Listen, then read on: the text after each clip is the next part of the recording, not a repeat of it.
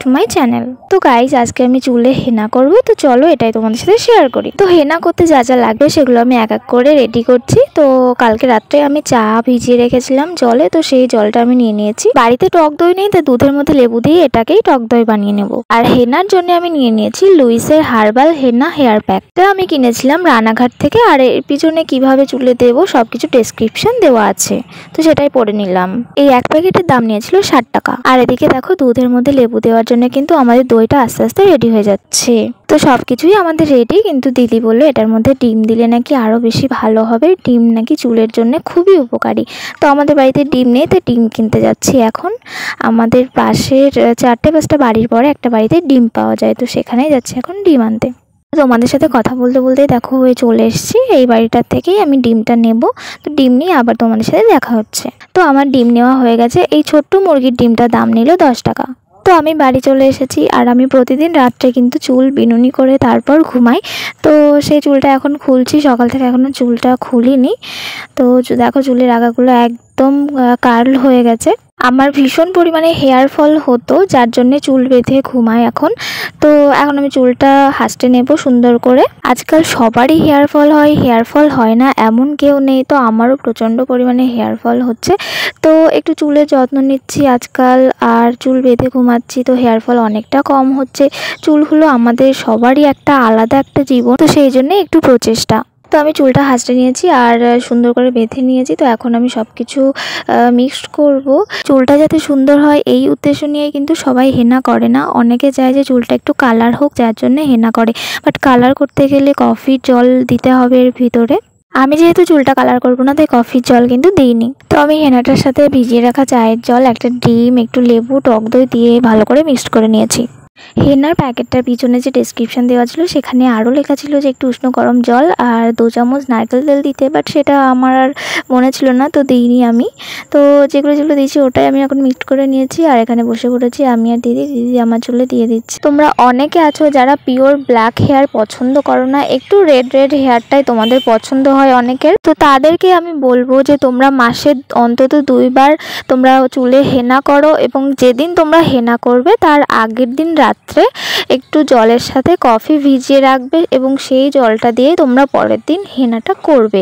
তো দেখবে তোমাদের চুলটা ন্যাচারালি একটু রেড কালার হচ্ছে, এবং এটাতে কিন্তু চুলের কোনো ক্ষতি হয় না, বরং চুলটা হালকা কালার হয়, খুব সুন্দর লাগে দেখতে। তো তোমরা যারা এরকম করতে চাও তারা এই পদ্ধতিটি করতে পারো। তো দেখো দিদি আমার এদিকে মাথায় দিয়ে দিচ্ছে হেনাটা, আর আমার তো ভীষণই আরাম হচ্ছিল। কেউ মাথায় হাত দিলে সত্যি খুব আরাম হয়। আমি তো ঘুমিয়েই পড়েছিলাম, কি বলবো। আজকে দিদির শরীরটাও খুব খারাপ, তো তার মধ্যেও আমি ওকে বললাম যে আমার মাথায় একটু হেনাটা দিয়ে দে, কারণ একা একা না এটা পসিবল হয় না।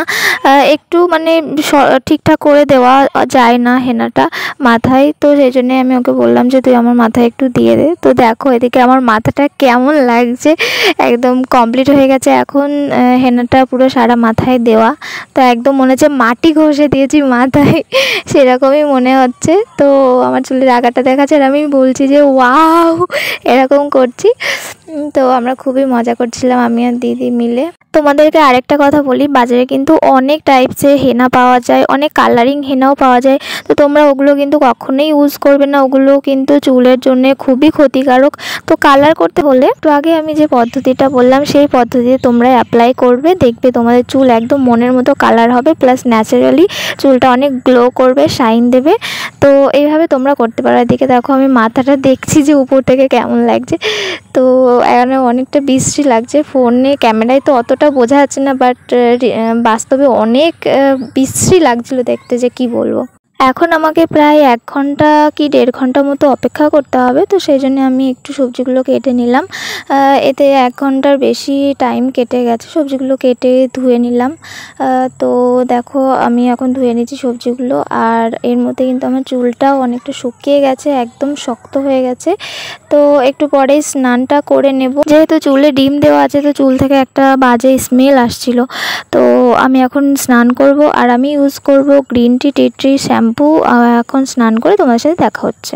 তো এই যে আবার চলে এসেছি স্নান করে। আমি কিন্তু চুলটা শুকিয়ে নিয়েছি। হ্যাঁ, অনেকটা চুলটা শাইন করছে আর খুব স্মুথ লাগছে, কিন্তু হ্যাঁ আসল যে কাজটা হেনা করার জন্য যে কাজ সেটা কিন্তু এখনই বুঝতে পারবো না। অন্তত পক্ষে 1-2 দিন পর সুন্দরভাবে আমি রেজাল্টটা কিন্তু পাবো। যে কোনো কিছুই কিন্তু সাথে সাথে রেজাল্ট পাওয়া যায় না, তো এই ক্ষেত্রেও তাই। আমি যেখান থেকে হেনাটা নিয়েছিলাম, হেনা প্যাকটা, তো সেখান থেকে আমাকে বলেছিল যে 3-4 দিন পরে কিন্তু আসল রেজাল্টটা পাবো। তো 3-4 দিন পরে আমি ভ্লগ যখন আপলোড করব তোমাদেরকে অবশ্যই জানাবো যে আমার চুলটা আসলেই কি কাজ হয়েছে হেনা করার ফলে। তো আমি সেটা তোমাদেরকে সেই ব্লগে জানিয়ে দেবো। আর এদিকে দেখো দিদি ফল কেটে এনেছে। এখন যেহেতু দুপুর হয়ে গেছে তো দিদি ফল কেটে এনেছে, সেগুলোই এখন খাবো। তো এই যে ফল এনেছে, ফলটা দেখতে কিন্তু খুব সুন্দর লাগছে, দেখো তোমাদের সবাইকে দেখাচ্ছি। তো চলো এখন আমি আর দিদি মিলে ফলগুলো খেয়ে নিই। আর আজকের ব্লগটাও তাহলে এখানেই শেষ করছি। ভালো লাগলে কিন্তু অবশ্যই লাইক কমেন্ট শেয়ার করবে। আর যারা আমার চ্যানেলে নতুন আছে তারা কিন্তু অবশ্যই চ্যানেলটি সাবস্ক্রাইব করবে। ভালো লাগলে কিন্তু অবশ্যই লাস্টে একটা লাইক করে দিতে ভুলবে না কেউ। আবার তোমাদের সাথে দেখা হবে খুব শীঘ্রই পরের একটি ব্লগে। আজকের মতো এই পর্যন্ত, টাটা সবাইকে।